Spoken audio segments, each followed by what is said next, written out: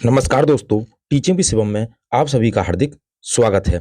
मंजिल उन्हीं को मिलती है जिनके सपनों में जान होती है। अरे पंख से कुछ नहीं होता, हौसलों से उड़ान होती है। आइए देखते हैं इंग्लिश पेडागोजी के अति महत्वपूर्ण प्रश्नों की श्रृंखला जो आपके सीटेट एग्जाम के लिए है। तो structural approach gives more importance to, संरचनात्मक दृष्टिकोण महत्वपूर्ण है। क्या देता है? Speech and reading. Option B कहता है रीडिंग ओनली। ऑप्शन 3 कहता है स्पीच ओनली। ऑप्शन 4 कहता है रीडिंग एंड राइटिंग ओनली। तो इस क्वेश्चन का सही आंसर हो जाएगा, क्वेश्चन नंबर 3 का जो सही आंसर है वो है speech in reading and writing. Option 4 इस प्रश्न का करेक्ट आंसर है। आइए अगला क्वेश्चन है नेक्स्ट।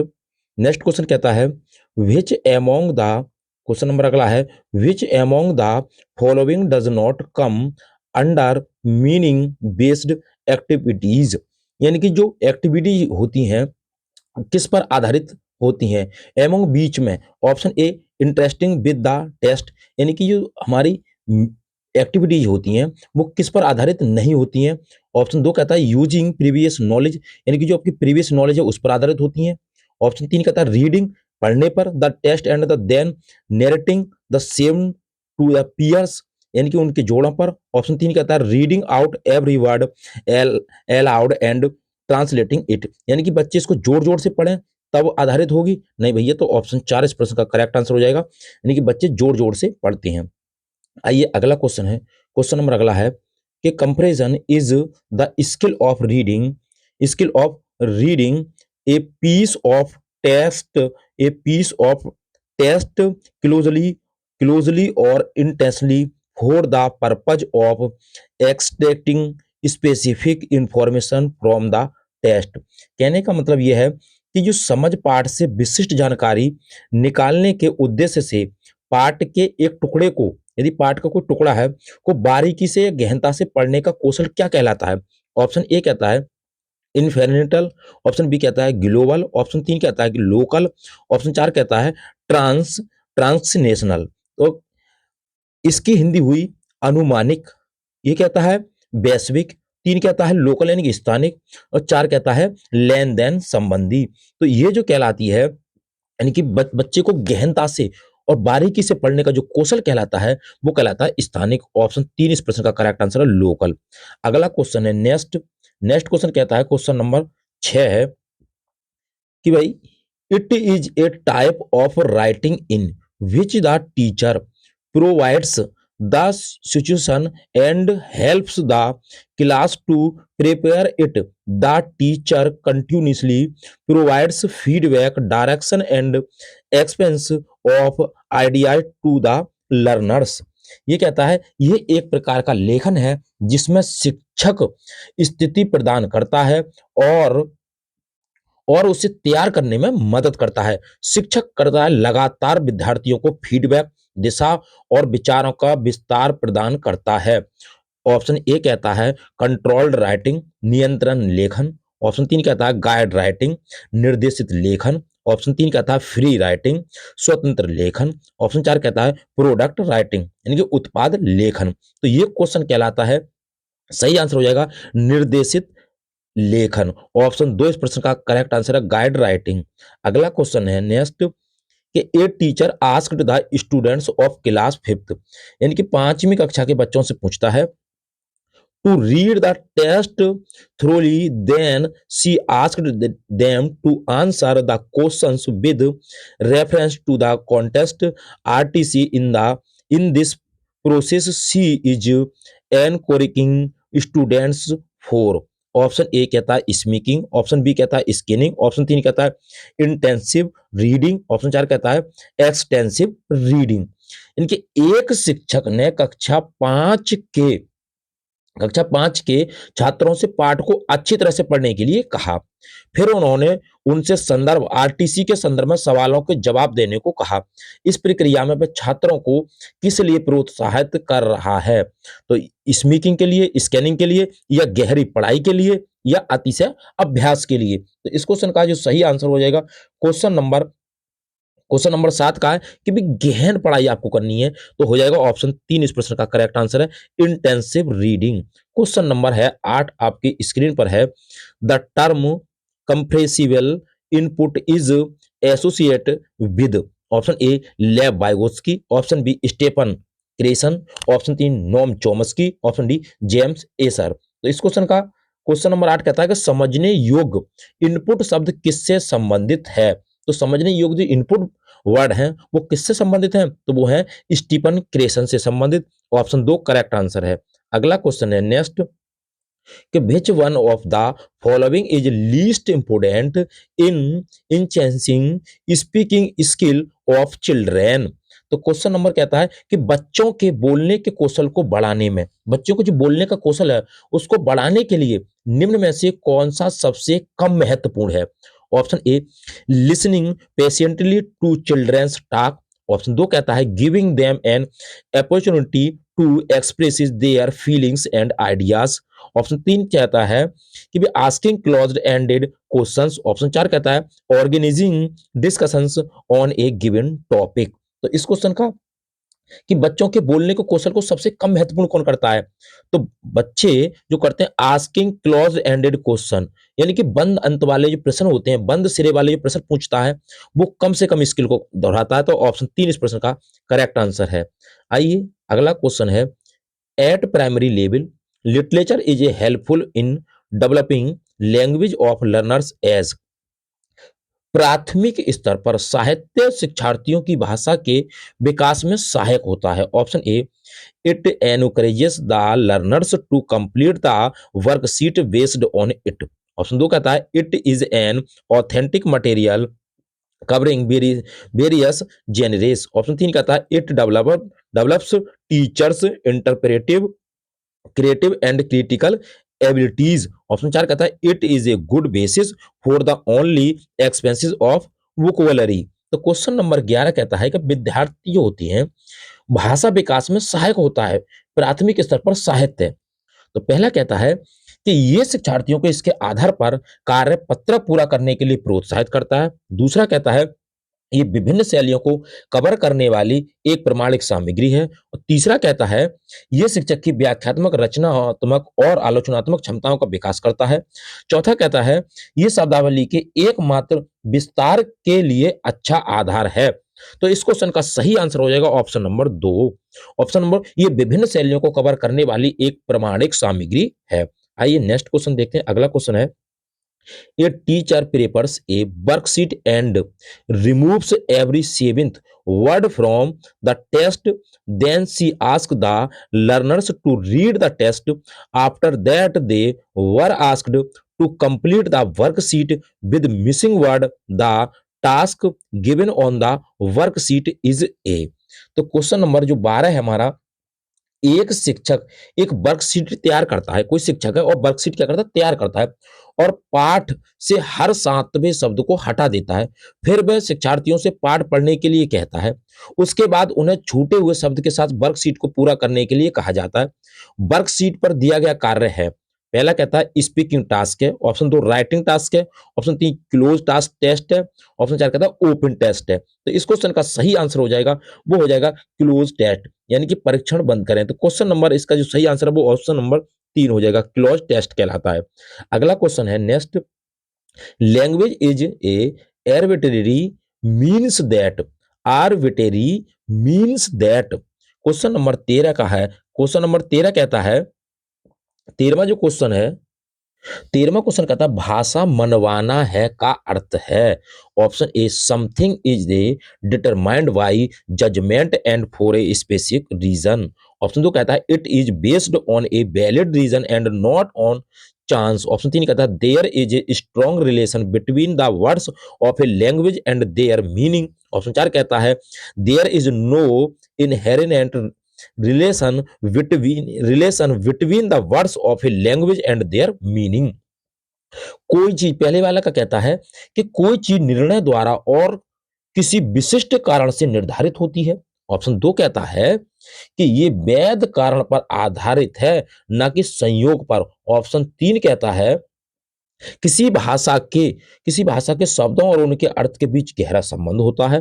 ऑप्शन 4 कहता है किसी भाषा के शब्दों और उनके अर्थ के बीच कोई अंतर्निहित संबंध नहीं होता। तो इस क्वेश्चन का सही आंसर हो जाएगा कि कोई भाषा हो और उसके शब्द हो तो उनके बीच कोई अंतर्निहित संबंध नहीं होता। अगला क्वेश्चन है नेक्स्ट, द टीचर ऑब्जर्व्ड, यानी कि observe, the teacher observed that Praveen could not write a paragraph on her own even after brainstorming the topic. However, she was able to write it under adult for peer guidance. This guidance is called, यानी कि option A कहता है team teaching, option दो कहता है counselling, option तीन कहता है इसके फोल्डिंग, ऑप्शन चार कहता है सोशलाइजेशन। एक शिक्षिका, यानी कि शिक्षिका ने देखा कि प्रवीण विषय पर विचार मंथन करने के बाद भी स्वयं एक अनुच्छेद नहीं लिख सकी, हालांकि वह इसे वयस्कों या साथियों के मार्गदर्शन में लिखने में सक्षम थी। इस मार्गदर्शन को कहा जाता है, इसे क्या कहा जाता है, इसे कहा जाता है इसके फोल्डिंग। यानी कि जब बच्चा अपने आप ना लिख पाए और किसी वयस्क के द्वारा लिख ले तो ये बायगोत्स के साहब कहते थे भाई इसे क्या कहते हैं, इसको फोल्डिंग। ऑप्शन तीन इस प्रश्न का करेक्ट आंसर है, इसको फोल्डिंग। हिंदी में कहते हैं इसे मचान, पाड़ या ढांचा। आइए नेक्स्ट क्वेश्चन देखते हैं। अगला क्वेश्चन आपकी स्क्रीन पर है। अगला क्वेश्चन है कि भाई under which act did English get the status of the associate official language. Option A कहता है नेशनल कैरिकुलम फ्रेमवर्क, ऑप्शन दो कहता है official language act article 343, option चार कहता है associate official language act article 343, option चार कहता है थ्री लैंग्वेज फॉर्मूला। किस अधिनियम के तहत अंग्रेजी को सह राजभाषा का दर्जा प्राप्त हुआ है? तो तो यह है article 343, official language article 343, option दो करेक्ट आंसर है। अगला नेक्स्ट क्वेश्चन है कि a teacher is appreciating a child for his overall language use though some of the words were misspelled by him, the teacher is using approach in her class। एक शिक्षक एक बच्चे की समग्र भाषा प्रयोग के लिए उसकी सराहना कर रहा है, हालांकि उसने कुछ शब्द गलत लिखे थे। शिक्षक का प्रयोग कर रहा है उसकी कक्षा में दृष्टिकोण। ऑप्शन ए होल लैंग्वेज पूरी भाषा, ऑप्शन दो स्ट्रक्चरल संरचनात्मक, ऑप्शन तीन कहता है कम्युनिकेटिव यानी कि मिलनसार, ऑप्शन चार कहता है कंस्ट्रक्टिविस्ट यानी कि रचनावादी। तो इस क्वेश्चन का सही आंसर है होल लैंग्वेज पूरी भाषा, ऑप्शन ए करेक्ट आंसर है। अगला क्वेश्चन है नेक्स्ट नेक्स्ट क्वेश्चन है कि which approach lays a lot of emphasis on habit formation CTET English pedagogy। तो ये है ऑप्शन ए इलेक्ट्रिकल अप्रोच, ऑप्शन दो कॉग्निटिव अप्रोच, ऑप्शन तीन कम्युनिकेटिव अप्रोच, ऑप्शन चार कहता है बिहेवियरिस्टिक अप्रोच। कौन सा दृष्टिकोण आदत निर्माण पर बहुत अधिक जोर देता है?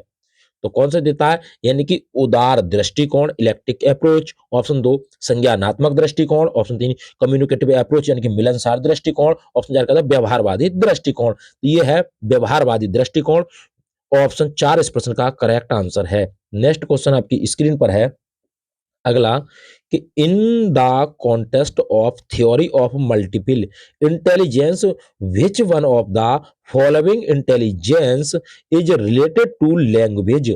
Option A vocabulary grammar intelligence, option दो विजुअल स्पेटियल इंटेलिजेंस, ऑप्शन चार फ्लुएंसी एक्यूरेसी इंटेलिजेंस, ऑप्शन चार लिंग्विस्टिक वर्बल इंटेलिजेंस। यानी कि मल्टीपल इंटेलिजेंस के सिद्धांत के संदर्भ में निम्नलिखित में से कौन सी इंटेलिजेंस भाषा से संबंधित है? ऑप्शन ए कहता है कि शब्दावली व्याकरण बुद्धि, ऑप्शन दो कहता है दृश्य स्थानिक बुद्धिमत्ता, ऑप्शन तीन कहता है प्रभाव सटीकता बुद्धिमत्ता, ऑप्शन चार कहता है भाषाई मौखिक बुद्धि। तो इस क्वेश्चन का सही आंसर ऑप्शन नंबर चार हो जाएगा, यानी कि भाषाई मौखिक बुद्धि। आइए अगला क्वेश्चन है नेक्स्ट कि banning mother tongue in the classroom is the characteristic feature of method. Option A natural, option दो डायरेक्ट, ऑप्शन तीन बाइलिंगुअल, ऑप्शन चार ग्रामर ट्रांसलेशन। तो कक्षा में मातृभाषा को लुप्त कर देना विधि की विशेषता है, तो क्या प्राकृतिक है? ऑप्शन दो प्रत्यक्ष है, ऑप्शन दो बहुभाषी है, ऑप्शन चार कहता है व्याकरण अनुवाद है। ये जो कहलाती है वो प्रत्यक्ष विधि कहलाती है, डायरेक्ट मेथड है, ऑप्शन दो करेक्ट आंसर है। अगला क्वेश्चन है नेक्स्ट कि deals with the level of meaning in language, भाषा में अर्थ के स्तर से संबंधित है। ऑप्शन ए कॉलोक्यूल, ऑप्शन दो सिंटैक्स, ऑप्शन तीन कहता है सेमेंटिक्स, ऑप्शन चार कहता है कॉलोकेशन। यानी कि बोलचाल का, ऑप्शन दो कहता है सिंटैक्स वाक्य विन्यास, ऑप्शन चार कहता है सेमेंटिक्स अर्थ विज्ञान, ऑप्शन चार कहता है मोर्चा। तो इस क्वेश्चन का सही आंसर हो जाएगा, वो हो जाएगा शब्दार्थ यानी कि अर्थ विज्ञान सेमेंटिक्स। ऑप्शन तीन इस प्रश्न का करेक्ट आंसर है। अगला क्वेश्चन है नेक्स्ट। नेक्स्ट क्वेश्चन कहता है A Hindi speaking teacher gets posted in a primary school which is in the area of Punjab, since of does not know the local language of that area, he should option A use the child's language as a resource and start teaching, option दो apply for the transfer to a Hindi speaking area, option चार कहता है motivate the community to learn Hindi as it is a national official language, option चार कहता है communication is language यानी कि communication is English as it is a difficult for him to the understand their local dialect. तो ये कहता है एक हिंदी भाषाई शिक्षक को एक प्राथमिक विद्यालय में नियुक्त किया जाता है जो पंजाब के क्षेत्र में है। क्योंकि वह उस क्षेत्र की स्थानीय भाषा नहीं जानता, उसे करना चाहिए। तो उसे क्या करना चाहिए? पहला कहता है कि बच्चे की भाषा को एक संसाधन के रूप में उपयोग करें और पढ़ाना शुरू करें। दूसरा कहता है हिंदी भाषा क्षेत्र में स्थानांतरण के लिए आवेदन करें। ऑप्शन तीन कहता है कि समुदाय को हिंदी सीखने के लिए प्रेरित करें क्योंकि वह राष्ट्रीय आधिकारिक भाषा है। चौथा कहता है कि संचार अंग्रेजी है क्योंकि उनके लिए उनकी स्थानीय बोली को समझना मुश्किल है। तो इस क्वेश्चन का सही आंसर है कि बच्चे की जो भाषा है उसको एक संसाधन के रूप में स्वीकार करें और उसको पढ़ाना शुरू करें। तो ऑप्शन ए इस प्रश्न का करेक्ट आंसर है। अगला नेक्स्ट क्वेश्चन है कि while designing a working activity for a language class, a teacher should most importantly focus on, यानी कि importantly ऑप्शन ए कहता है assessing an a authentic piece of writing task, option दो कहता है choosing a topic from there surroundings, option तीन कहता है giving clear interaction for the task, option चार कहता है providing all the necessary vocabulary required for the task. तो क्वेश्चन नंबर इसका जो सही आंसर है किसी भाषा से कक्षा के लिए कामकाजी गतिविधि को डिजाइन करते समय एक शिक्षक को सबसे महत्वपूर्ण रूप से किस पर ध्यान केंद्रित करना चाहिए? पहला कहता है एक प्रामाणिक लेखन कार्य सौंपना, दो कहता है अपने परिवेश से एक विषय चुनना, ऑप्शन तीन कहता है कार्य के लिए स्पष्ट निर्देश देना, ऑप्शन चार कहता है कि कार्य के लिए आवश्यक शब्दावली प्रदान करना। तो इस क्वेश्चन का सही आंसर है अपने परिवेश से एक विषय को चुनना, ऑप्शन दो करेक्ट आंसर है choosing a topic from there surroundings. आइए नेक्स्ट क्वेश्चन, अगला क्वेश्चन देखते हैं।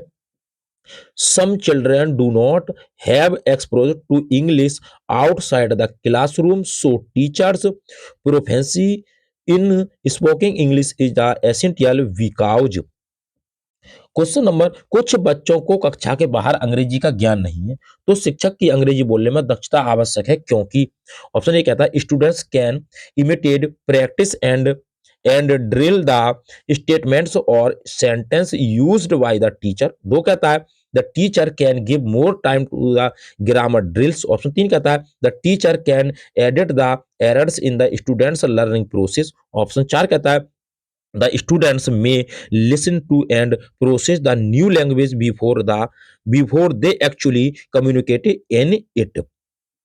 कुछ बच्चों को कक्षा के बाहर अंग्रेजी का ज्ञान नहीं है तो शिक्षक को अंग्रेजी बोलने में दक्षता आवश्यक है क्योंकि इस क्वेश्चन का सही आंसर ऑप्शन नंबर चार हो जाएगा। ये कहता है कि छात्र वास्तव में नई भाषा में संवाद करने से पहले उसे सुन सकते हैं और उस पर काम कर सकते हैं। क्वेश्चन नंबर चार करेक्ट आंसर है। नेक्स्ट क्वेश्चन आपकी स्क्रीन पर है। Which of the following classroom practice helps a teacher to develop oral language among the students? निम्नलिखित में से कौन सी कक्षा पद्धति एक शिक्षक को छात्रों के बीच मौखिक भाषा विकसित करने में मदद करती है? ऑप्शन ए यानी कि practising the correct pronunciation of new और अनफेमिलियर वर्ड्स, ऑप्शन दो करता है chorus reading of the test with the teacher, option C कहता है chorus recitation in visual recitation of the poem after memorisation it, option चार कहता है participating in role play plays on any one their favorite scenes। तो ये कहता है कि नए या अपरिचित शब्दों के सही उच्चारण का अभ्यास करना। ऑप्शन 2 कहता है भाई कि शिक्षक के साथ पाठ का सामूहिक वाचन करना। ऑप्शन 3 कहता है कविता याद करने के बाद उसका कोरस पाठ, व्यक्तिगत पाठ। और चौथा कहता है उनके पंसदीदा यानी कि पसंदीदा जो होते हैं दृश्यों में से किसी एक पर रोल प्ले भाग लेना। तो इस क्वेश्चन का सही आंसर है रोल प्ले का भाग लेना। ऑप्शन 4 करेक्ट आंसर है। नेक्स्ट क्वेश्चन आपकी स्क्रीन पर है, अगला है in a contrastive constructivist classroom language learning would most importantly be based on. एक संरचनावादी कक्षा में भाषा सीखना सबसे महत्वपूर्ण रूप से आधारित होगा। Option A carefully completing the language syllabus. Option 2 group discussion and peer interaction. Option 4 minute observation and the record for each child's hand writing development. Option 4 कहता है correction of spelling error and the making sure that they are not repeated. एक संरचनावादी कक्षा में भाषा सीखना सबसे सबसे महत्वपूर्ण रूप से आधारित होगा। तो इस क्वेश्चन का सही आंसर ऑप्शन नंबर 2 हो जाएगा, ग्रुप डिस्कशन कराना। ऑप्शन 2 करेक्ट आंसर है। नेक्स्ट क्वेश्चन अगला, as a language teacher which one of the following is most important for you regarding teaching of grammar. Option A using grammar translation method. Option 2 memorising grammar rules. Option 3 कहता है avoiding grammar rules. Option 4 कहता है using functional approach. एक भाषा शिक्षक के रूप में व्याकरण पढ़ाने के संबंध में आपके लिए निम्न में से कौन सा सबसे महत्वपूर्ण है। तो इस क्वेश्चन का सही आंसर हो जाएगा कार्यात्मक दृष्टि का उपयोग करना, यूजिंग फंक्शनल अप्रोच, यानी कि जो कार्यात्मक दृष्टिकोण का उपयोग करना। अगला क्वेश्चन है next, which one of the following is a correct statement about a text book. निम्न में से कौन सा एक पाठ्य पुस्तक के बारे में सही कथन है। ऑप्शन ए कहता है the text books are the only source of to read. Option 2 कहता है कि it is a planning of the educational activities for the session. Option 3 कहता है a text book is the final thing for the teacher. Option 4 कहता है it helps to achieve the objectives laid down in the curriculum. यानी पाठ्य पुस्तक पढ़ने का एकमात्र स्रोत है। ऑप्शन 2 कहता है कि एक पाठ्य यानी कि इस सत्र के लिए शैक्षिक गतिविधियों की योजना। ऑप्शन 3 कहता है यह पाठ्य पुस्तक शिक्षक के लिए अंतिम चीज है। ऑप्शन 4 कहता है यह पाठ्यक्रम में निर्धारित उद्देश्यों को प्राप्त करता है। इस क्वेश्चन का जो सही आंसर हो जाएगा वो हो जाएगा ऑप्शन नंबर 4 कि it helps to the achieve to the objectives let down in the curriculum, यानी कि जो पाठ्यक्रम में निर्धारित उद्देश्य हैं उनको प्राप्त करने में मदद करता है। अगला क्वेश्चन है नेक्स्ट,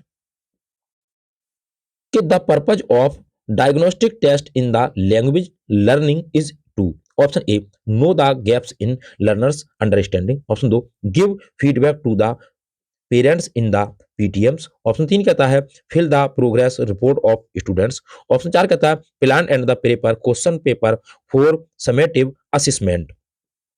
कि भाषा शिक्षण में निदान परीक्षण का उद्देश्य क्या है। तो भाषा शिक्षण में जो निदान का जो उद्देश्य है वो हो जाएगा कि बच्चे की जो कमियां हैं, बच्चों की जो कमियां हैं, गैप्स है, लर्नर्स अंडरस्टैंडिंग, उसकी कमियों को जानना। ऑप्शन ए इस प्रश्न का करेक्ट आंसर है। अगर होता है यहाँ पर रेमेडियल टीचिंग की बात की जाए तो वो होता है रेमेडियल टीचिंग जो होती है वो होती है बच्चे का डायग्नोस्टिक, यानी कि उसको ठीक कर देना, बिल्कुल उसको कंप्लीट कर देना। और अगर यहाँ पर पूछे डायग्नोस्टिक की बात पूछे तो बच्चे की जो कमियां हैं, जो गैप है, उसको ठीक करना। तो ये ऑप्शन नंबर 1 करेक्ट आंसर। अगला क्वेश्चन है next, the purpose of continuous comprehensive evaluation CCE in language in, यानी कि कंटिन्यूअस कंप्रेसिव एवुलेशन का मतलब है सीसीई इन लैंग्वेज इज, भाषा में सतत व्यापक मूल्यांकन का उद्देश्य है। Option A to assess the level of the competitive achieved by the children. Option 2 to assess the students understanding of the text book. Option 3 कहता है to access their learning apps. Option 4 कहता है to give regular test weekly test, बच्चों द्वारा प्राप्त दक्षताओं के स्तर पर आकलन करना पहला कहता है। दूसरा कहता है पाठ्य पुस्तक के बारे में छात्र की समझ का आकलन करना। और तीसरा कहता है उनके सीखने के जो गैप्स हैं उसको का आकलन करने के लिए कहना। और चौथा कहता है नियमित टेस्ट यानी साप्ताहिक टेस्ट देना। तो इस क्वेश्चन का सतत व्यापक मूल्यांकन का मतलब है कि बच्चों द्वारा प्राप्त दक्षताओं के स्तर का आकलन करना। ऑप्शन 1 करेक्ट आंसर है। तो तो उम्मीद करता हूं दोस्तों कि इंग्लिश पेडागोजी के जो क्वेश्चन थे आपको पसंद आए होंगे। यदि वीडियो पसंद आई हो तो वीडियो को ज्यादा से ज्यादा शेयर करें और लाइक करें और कमेंट बॉक्स में अपना सुझाव अवश्य दें। All the best. थैंक्स। जय हिंद, जय भारत।